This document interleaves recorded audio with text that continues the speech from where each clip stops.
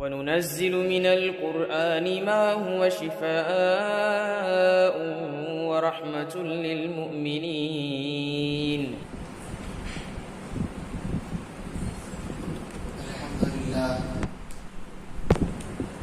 الحمد لله نحمده ونستعينه ونستغفره ونؤمن به ونتوكل عليه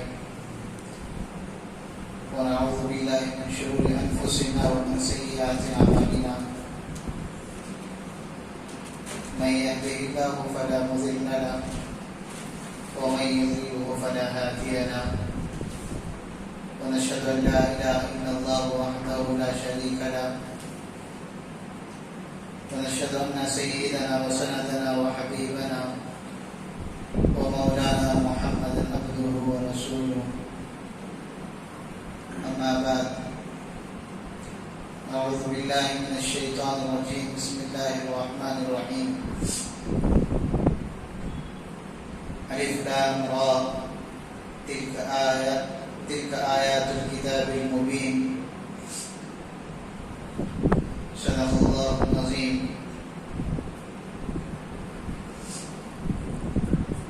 معزز سامعین کرام،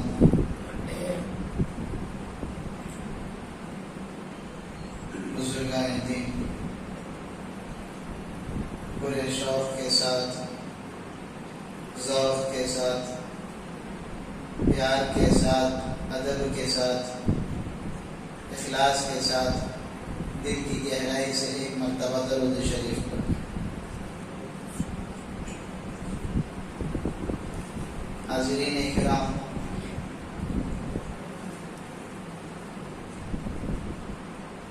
بارہویں پارہ،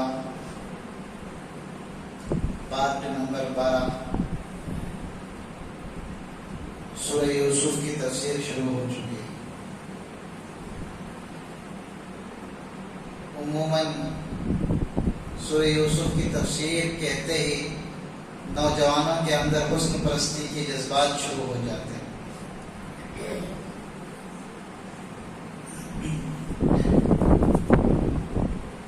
مفسرین کے اقوال بھی ہیں، محدثین کے احادیث بھی ہیں، علمی شخصیات کے باتیں بھی ہیں۔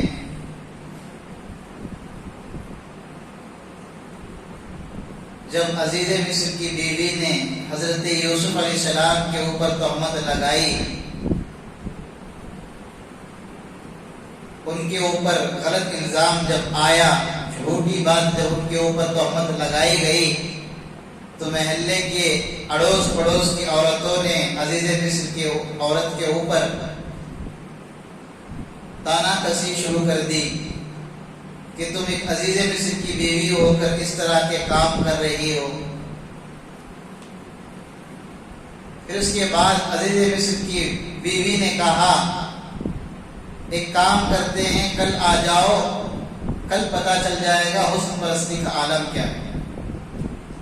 جب دوسرے دن دعوت ہوئی، جو عورتوں نے کہا تھا کہ آپ نے یوسف کے اوپر الزام لگایا ہے، تمام کی تمام عورتیں حاضر ہوئی اور سب کی سب عورتوں نے میز پر بیٹھا، جس میز پر پھل فروٹ سب چیزیں تھی جہاں سے کاٹ کر کھایا جاتا ہے، سب کھا رہے تھے۔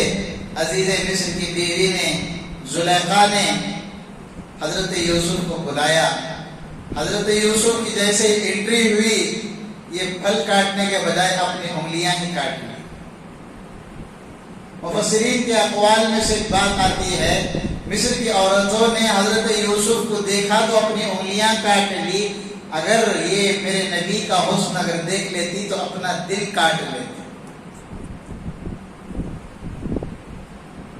کتابوں میں لکھا ہوا ہے، اللہ تبارک و تعالیٰ کے حسن کے دو حصے، ایک حصہ، آدھا حصہ اللہ تبارک و تعالیٰ نے حضرت یوسف علیہ السلام کو حسن کا دیا، اور آدھا حصہ اللہ تبارک و تعالیٰ نے حسن کا پوری دنیا میں بانٹ دیا۔ ہر جگہ پر کوئی نہ کوئی اپنے آپ کو خوبصورت کہتا ہوا خوبصورتی کے اندر ملوث نظر آتا ہے۔ خوبصورت نہیں رہتے خوبصورت بنا لیتے نوجوان آج کل. وہ کوسے کی کریم نکلی, جائز کون سا ناجائز کون سا معلوم ہی نہیں رہتا. انہیں کون کے لگایا رہتا اس کا دیکھ کوئی نہیں بھی لگاتا. انہیں فون میں دیکھتے رہتا, کوئی نہیں 3 دن کے اندر گورا ہوگا. ابھی نے بھی ٹرائی کرتا خوب, اسے کیا معلوم انہیں کیا لگائے, اس کے اندر کون سی چیزیں مکس رہتی معلوم نہیں. جب میں مدرسے کے اندر پڑھ رہا تھا, ہمارے ساتھ بھی ایسے ہی ایک ساتھی تھے جن کو حسن پرستی کا بہت زیادہ شوق تھا. ان کا نام بھی تھا یوسف, اور ہمیں ساتھیاں ان کو پیار محبت سے دل جوئی کے طور پر ان کو ہمیں ڈپلیکیٹ یوسف بلاتے تھے. اور ان کا انداز یہ تھا کہ جب بھی کوئی چیز دیکھتے بازار کی کریم فوراً لاتے اور اپنے چہرے پر اسے استعمال کرتے تھے. اس لیے ایک تو نام یوسف تھا, ہمیں ان کا نام رکھ دیا ڈپلیکیٹ یوسف. تو ایسے ہی چلتا رہا, ان کی زندگی ایسے ہی گزری. الغرض حضرت یوسف علیہ السلام کے تعلق سے آج کی تفسیر ہے. حضرت یوسف علیہ السلام کے والد حضرت یعقوب کی 2 بیویاں. کتنی بیویاں؟ 2 بیویاں. پہلی بیوی سے بچے اور دوسری بیوی سے 2 بچے. پہلی بیوی سے بہت سارے بچے ہوئے اور دوسری بیوی سے صرف 2 ہی بچے پیدا ہوئے. ان میں سے حضرت یوسف بھی پیدا ہوئے. تو الغرض حضرت یوسف علیہ السلام کی ولادت ہوئی, کچھ دن گزرے, ان کی عمر بڑھتی رہی. انہوں نے ایک خواب دیکھا. اس خواب کے تعلق سے اپنے والد کو آ کر اطلاع دی کہ ابا میں نے خواب دیکھا ہے. کیا خواب دیکھا بیٹے؟ انہوں نے بتایا کہ ابا میں نے خواب دیکھا کہ میرے سامنے ستارے, چاند, سورج سب میرے سامنے سجدہ کر رہے ہیں. چاند, سورج, ستارے سب میرے سامنے سجدہ کر رہے ہیں. باپ تو بہت بڑے ہوشیار اور عقل مند تھے. حضرت یعقوب جو کہ نبوت کا تاج بھی پہن چکے تھے, اور پھر اس کے بعد حضرت یوسف کے بیٹے, حضرت یوسف کے والد بھی تھے. سلسلہ نبوت کا چلتا آ رہا تھا نسب, اور وہ خود بھی نبی تھے, اور ان کی کوکھ میں اللہ نے نبی کو بھی پیدا کیا تھا. تو الغرض حضرت یوسف نے جب یہ خواب سنائے تو حضرت یوسف کا یہ خواب سن کر ان کے والد نے کہا کہ بیٹے ایک کام کرو, آپ نے جو خواب مجھے سنایا ہے یہ خواب اپنے بھائیوں کو مت سناؤ. کیونکہ ان کو پتا چل گیا تھا کہ میرے جو دوسرے بیٹے ہیں, میرے اپنے چہیتے, لخت جگر, نور نظر, میرے ہر دل عزیز بیٹے یوسف کو کہیں نقصان نہ پہنچا دے. اور وہ سمجھتے تھے کہ میرے دوسرے بیٹے میرے یوسف کو زیادہ حسد کرتے ہیں, یوسف سے زیادہ حسد کرتے ہیں. ہوتا نہیں ہوتا بھائیوں کو, 4-5 بھائیاں رہے تو اس میں سے ایک بھائی بہت اچھا کمانے والا یا اچھے اخلاق والا رہا تو دوسرے بھائیاں کیا کرتی؟ حسد کرتی, جلن کرتی نہیں کرتے. کیا کہ ایسا دیکھ رہی ہے کہ امام ابو حنیفہ, امام شافعی, امام مالک پورے کا خاندان رہے گا, سب کے سب بھی اشراف زر. ایک اچھے رہے تو پورے کے پورے بھیڑ کے مکھیاں رہتی. تو حضرت یوسف علیہ السلام, ان کے جو بھائی تھے دل میں محبت تھی ذری نہ ذری, لیکن اس محبت سے بھی بڑھ کر ان کے دل میں حضرت یوسف کے تعلق سے بغض زیادہ تھا. اور یہ محبت کی کتاب, محبت کی علامتوں میں سے بھی علامت ہے, محبت کے قوانین میں سے بھی ہے. جہاں پر محبت کم ہو اور کینہ کپٹ بغض زیادہ ہو تو وہ کینہ کپٹ بغض اس محبت کو کھا جاتا ہے, جس کے نتیجے میں محبت نام کی چیز ختم ہو جاتی ہے. صرف بطور آئیڈیا کے محبت رہتی ہے, ظاہری طور پر باطنی طور پر محبت نکل جاتی ہے. یہ محبت کا قاعدہ کلیہ ہے، یاد رکھیں۔ تو الغرض حضرت یوسف علیہ السلام کے ان کے والد صاحب کے پاس جا کر خواب پیش کیے تو انہوں نے کہا کہ بیٹے آپ کا یہ خواب اپنے بھائیوں کے سامنے ذکر مت کر۔ تو حضرت یوسف علیہ السلام خاموش رہ گئے، اس خواب کا تذکرہ اپنے بھائیوں کے سامنے نہیں۔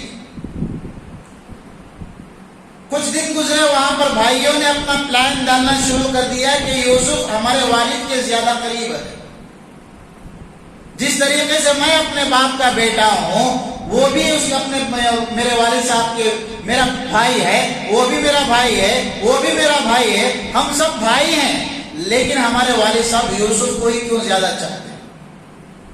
یوسف سے ہی زیادہ محبت کیوں؟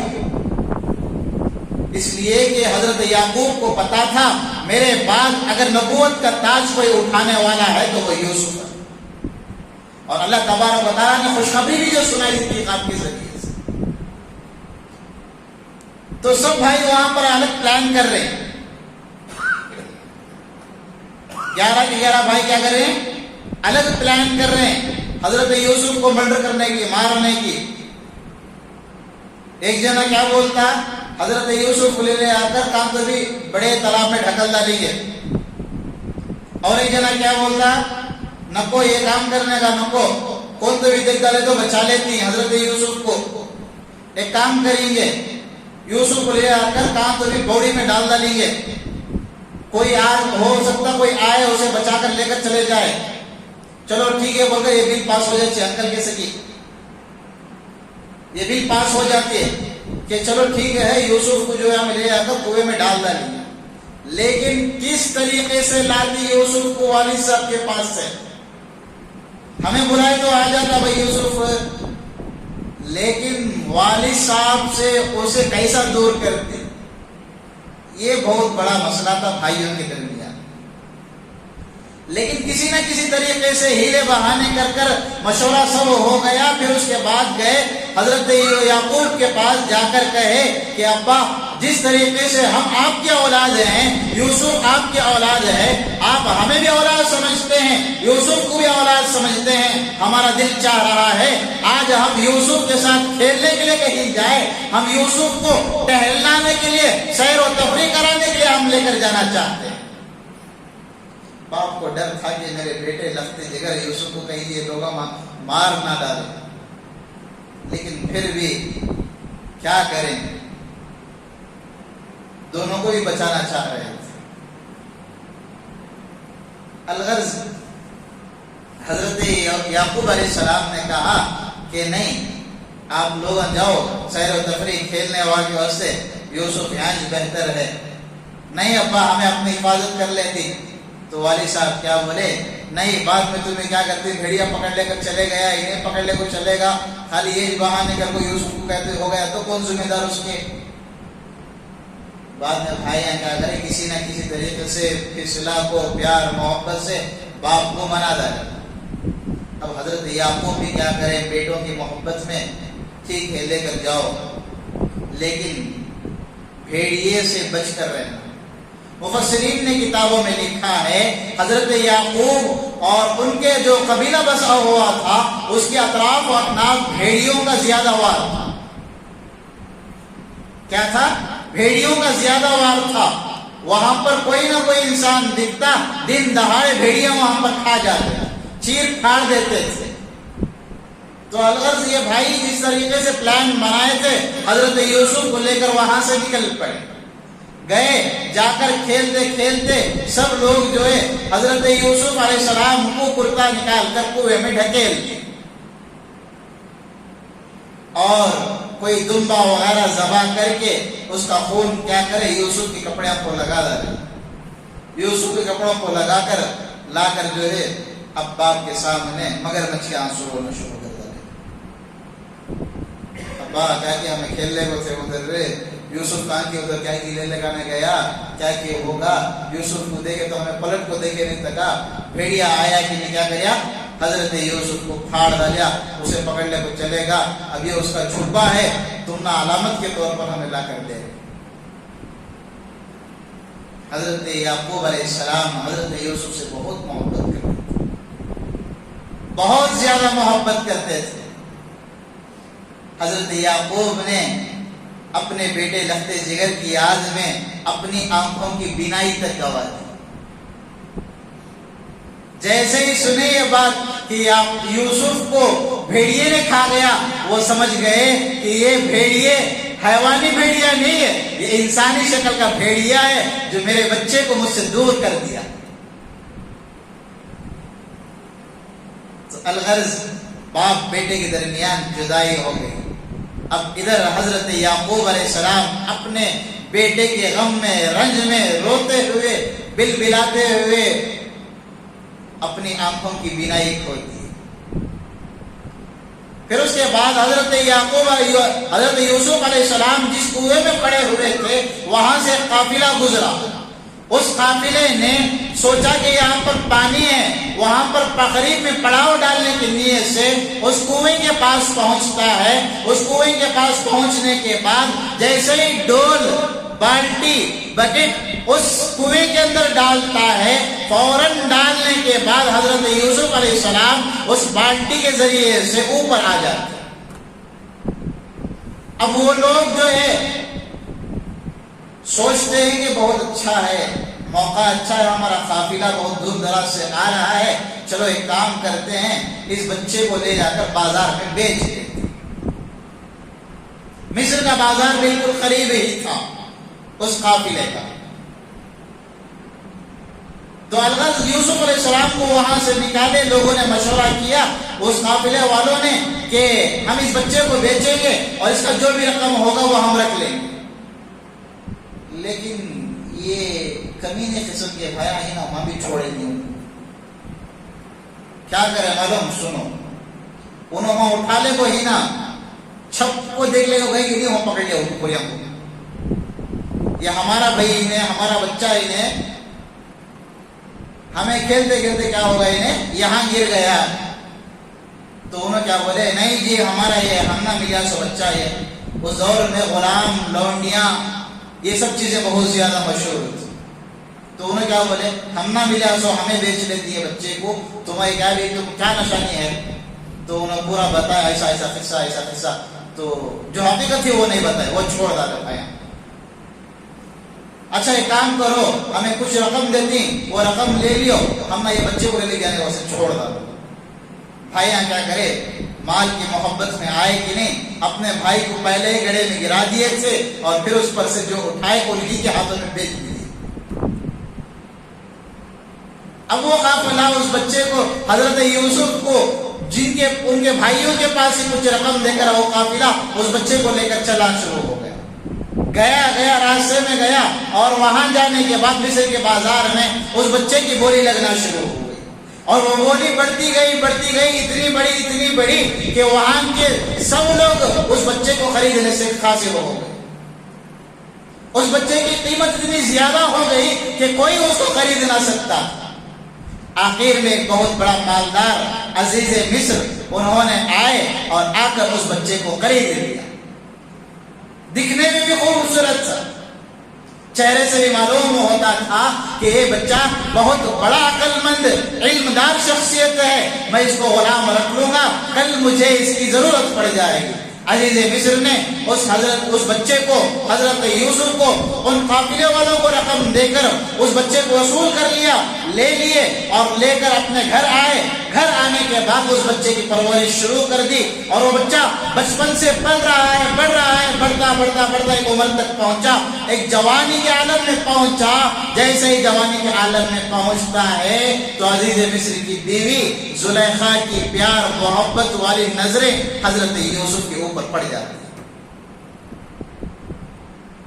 حضرت یوسف علیہ السلام کے اوپر جب نظریں پڑتی ہیں تو حضرت یوسف علیہ السلام کو زلیخا اپنے ساتھ لے لیتی ہے۔ حضرت یوسف علیہ السلام کو جاتی ہے، ایک کمرے کا دروازہ بند کرتی ہے، پھر اندر آتی ہے، پھر اس کے بعد وہ دروازہ بھی بند کر دیتی ہے، تالا ڈالتی ہے، پھر اندر آتی ہے، پھر بند کر دیتی ہے، اور ایک دروازہ بند کرتی ہے، تالا ڈالتی ہے۔ اسی طرح کئی دروازے بند کرنے کے بعد جب اندر آتی ہے تو اندر آنے کے بعد مفسرین نے کتابوں میں لکھا ہے حضرت یوسف کے سامنے زلیخا نے اپنا اپنا دوپٹہ نکال کر مورتی کے اوپر جیسے ہی ڈالا، پتھر کے اوپر جیسے ہی ڈالا، حضرت یوسف نے کہا زلیخا آپ یہ کیا کر رہی ہیں، مالکن آپ یہ کیا کر رہی ہیں؟ تو اس نے کہا کہ میں تمہارے ساتھ اپنی نفسانی خواہشات پوری کرنے کے لیے مجھے شرم آ رہی ہے، میں اپنے خدا کے سامنے یہ خواہشات پوری نہیں کر سکتی، اس لیے اس کو اپنے سے بچانے کے لیے اپنا دوپٹہ ڈالتی ہوں، اس لیے اپنے سے اس کو دور رکھنے کے لیے، اس سے دور رہنے کے لیے اپنا دوپٹہ ڈال رہی ہوں۔ حضرت یوسف کہتے ہیں کہ زلیخا جب تو جو مورت تجھے، جو پتھر تجھے دیکھ نہیں سکتا، اس سے تو دور رہنے کے لیے دوپٹہ ڈالتی ہے، یہ یوسف اس خدا کی عبادت کرتا ہے جو ساتوں آسمان سے بھی اوپر ہے۔ تو سوچ زلیخا اس یوسف کی ایمان کا کیا علامت ہے، اس یوسف کے ایمان کی کیا حالت ہوگی۔ حضرت یوسف علیہ السلام وہاں سے دوڑے باہر نکلے، جیسے ہی باہر نکلنا تھا زلیخا نے پیچھے سے حضرت یوسف کو پکڑنا چاہا، حضرت یوسف کا کرتا پھٹ جاتا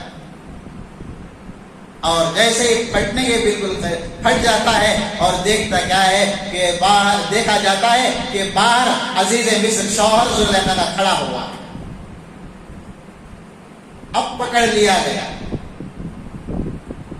اب عزیز مصر نے دیکھا کہ یوسف سامنے ہے، بھاگ رہا ہے، اور میری بیوی زلیخا یوسف کو بھگا رہی ہے اور یوسف بھاگ رہا ہے، سامنے یوسف پیچھے زلیخا ہے۔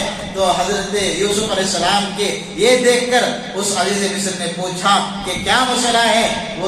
وہ اب نہ تو کہہ سکتی تھی کہ یوسف نے میرے ساتھ غلط کام کیے ہیں، وہ کوشش کر رہی تھی کہ اپنی ساری تہمت یوسف کے سپرد کر دے، لیکن وہاں قریب میں ایک چھوٹا سا بچہ تھا۔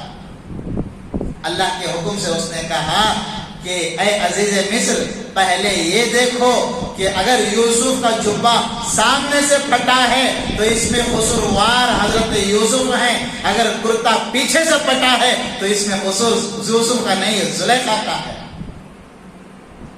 اللہ کے حکم سے وہ بچہ بول اٹھا، چاہتے تو اللہ یہ بھی بلوا سکتے تھے کہ عزیز مصر اس میں غلطی یوسف کی نہیں زلیخا کی ہے، لیکن یہاں پر عقل مندی کی بات استعمال کرنا تھا، اس لیے اللہ تبارک و تعالیٰ نے اس بچے کی زبانی، جو بچہ بالکل چھوٹا تھا، بول نہیں سکتا تھا، ایسے موقع پر اللہ تبارک و تعالیٰ کے حکم سے اس بچے نے کہا کہ اے عزیز مصر اگر کرتا سامنے سے پھٹا ہے تو اس میں غلطی یوسف کی ہے، اگر کرتا پیچھے سے پھٹا ہے تو اس میں غلطی یوسف کی نہیں زلیخا کی ہے۔ جب عزیز مصر نے دیکھا تو یوسف کا کرتا پیچھے سے پھٹا ہوا، پھر اس کے بعد عزیز مصر نے سوچا اب میری بیوی کو میں کیا بات کروں، پھر بھی من ہی من میں اپنی بیوی کو برا کہتا رہا اور اپنے آپ کو کے لیے تہمتوں سے بچانے کے لیے عزیز مصر کی بیوی کے حکم سے درخواست سے حضرت یوسف علیہ السلام کو پکڑ کر جیل میں ڈال دیا۔ غلطی نہیں تھی پھر بھی جیل میں گئے۔ حضرت یوسف علیہ السلام جیل میں گئے، جیسے ہی جیل میں گئے پھر اس کے بعد اس سے پہلے کی جو بات تھی حضرت یوسف علیہ السلام کے تعلق سے جو بات بتایا تھا، زلیخا سب جگہ پوری جگہ پورے محلے میں مشہور ہو گئی کہ زلیخا نے یوسف کے ساتھ اپنا منہ کالا کرنے کے لیے کوشش کی۔ عورتوں نے بھی کہا کہ زلیخا تیرا تو شوہر عزیز مصر ہے اور تو یوسف اس نوجوان بچے کے ساتھ، چھوٹے بچے کے ساتھ اپنا منہ کالا کر رہی تھی۔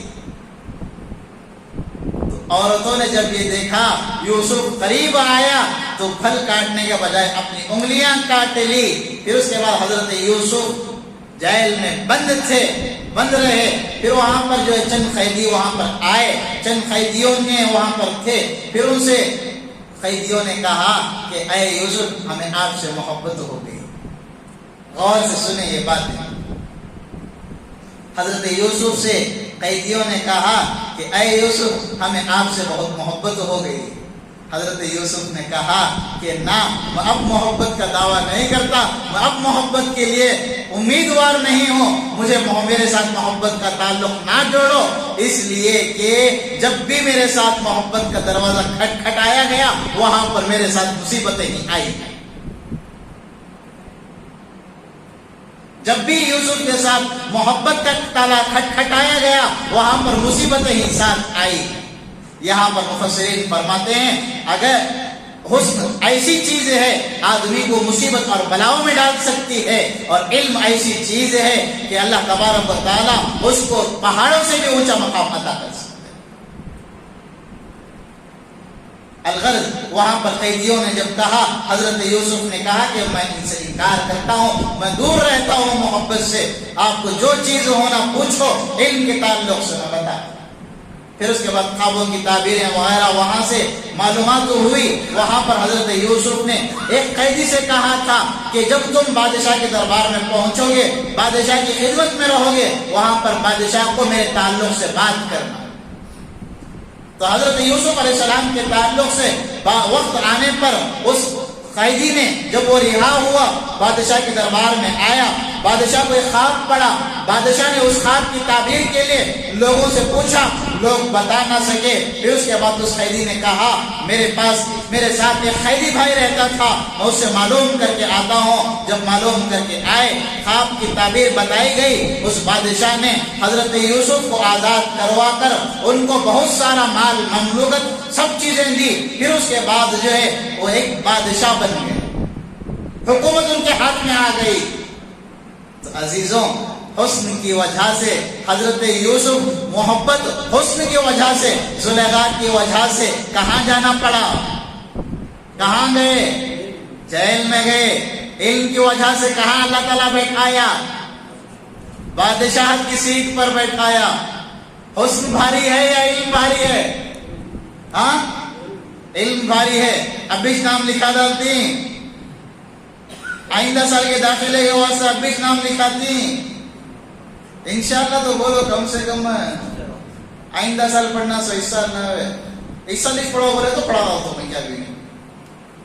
2 دن ہونا تو عید کی چھٹیاں دے ڈالی.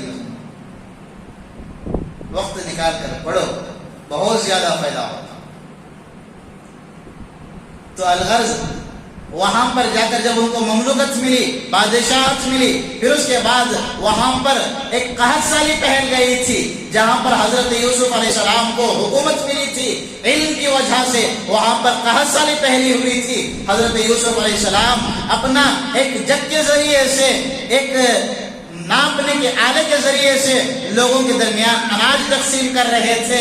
اس وقت حضرت یوسف علیہ السلام کے جو 11 بھائیوں نے مل کر پلان کر کے جو کنویں میں ڈالا تھا، وہ 11 کے 11 بھائی بھی لائن میں آ کر کھڑے ہیں اپنا جھولا پھیلا کر کہ ہم بھی جا کر لے لیں گے. ان کو معلوم نہیں کہ یوسف بانٹ رہا ہے جس کو ہم مارنے کی کوشش کی. سب ایک کے بعد ایک حضرت یوسف علیہ السلام کے بھائی آئے. حضرت یوسف علیہ السلام نے سوچا کہ یہ بہترین وقت ہے، اس لیے اپنا جو بانٹنے کا آلہ تھا اس کو اپنے بھائی کے اس میں چھپا دیا. اب وہاں پر چوری کا الزام لگ گیا. لوگوں نے تلاش کیا، تلاش کرنے پر پتا چلا کہ یوسف کے بھائیوں میں سے ایک کے پاس وہ جگ ملا جس کے ذریعے سے حضرت یوسف تقسیم کرتے تھے راشن. پھر اس کے بعد ان کو ایک الگ جگہ پر، سپریٹ جگہ پر رکھا گیا. پھر وہاں سے بہت سارا لمبا واقعہ ہے، شارٹ کٹ انداز میں بتا رہا ہوں، سن لیں. پھر اس کے بعد جو ہے حضرت یوسف علیہ السلام ان بھائیوں کے ذریعے سے پیغام پہنچاتے ہیں کہ جاؤ، جا کر میرے ابا حضور کو کہو کہ یوسف ابھی بھی زندہ ہے. ان کے بھائی جو تھے پہلے معافی مانگتے ہیں، کہتے ہیں کہ یوسف ہمیں معاف کر دے. حضرت یوسف کہتے ہیں میرے ابا کو جا کر بتاؤ کہ یوسف آپ کا لخت جگر ابھی بھی زندہ ہے اور وہ اس وقت مصر کا بادشاہ. جب بھائیوں نے جا کر کہا تو حضرت یعقوب علیہ السلام کو اطمینان نہیں ہوا کہ میرے بیٹے پہلے ہی دھوکہ دے چکے ہیں، اب پھر کون سے مجھے جال میں پھنسانے آئے. پھر اس کے بعد حضرت یعقوب علیہ السلام سے یہ بات معلوم کرنے کے بعد پھر حضرت یوسف کے پاس آتے ہیں. حضرت یوسف علیہ السلام اپنا کرتا نکال کر دیتے ہیں کہ لے جا کر میرے والد صاحب کو یہ بطور تحفہ کے یہ میرے والد صاحب کے حوالے کرو. پھر اس کے بعد وہ لوگ ان کے جو بھائی تھے اس کرتے کو لے جا کر حضرت یعقوب علیہ السلام کے پاس سامنے رکھتے ہیں. پھر اس کے بعد ان کی آنکھوں کی بینائی آتی ہے, محسوس کر لیتے ہیں, خوشبو سے محسوس کر لیتے ہیں کہ یہ میرے بیٹے یوسف کا ہی کرتا. پھر آنکھوں کی بینائی واپس آ جاتی ہے. پھر آتے ہیں, باپ بیٹے دونوں مل جاتے ہیں. یہیں پر ان کی زندگی مکمل ہے. اس کے بعد ان کی زندگی چلتی ہے. حضرت یوسف علیہ السلام, حضرت یعقوب علیہ السلام, ان دونوں کا خوشحال زندگی گزرتی ہے. اللہ تبارک و تعالیٰ ان کو نبوت سے بھی سرفراز فرماتا ہے. پھر ان کا انتخاب ہوتا ہے, ان کی اولاد بھی. الغرض اس واقعے سے یہ بات سبق حاصل ہوتا ہے کہ علم جو ہے آدمی کو بڑی بڑی جگہوں پر بیٹھاتا ہے, اور دولت, خوبصورتی اللہ تبارک و تعالیٰ انسان کو اگر دے بھی دے یا انسان اپنی خود مختاری سے حاصل بھی کر لے, تب بھی انسان کی اوقات اس خوبصورتی, اس دولت کی بنا پر نیچے ہی ہوتی ہے, کبھی اوپر نہیں پہنچتی. اوپر پہنچنا بولے تو کیا ہونا؟ علم ہونا. اللہ تبارک و تعالی ہم تمام کو علم حاصل کرنے کی توفیق عطا فرمائے. آمین. وآخر الدعوانا الحمدللہ رب العالمین.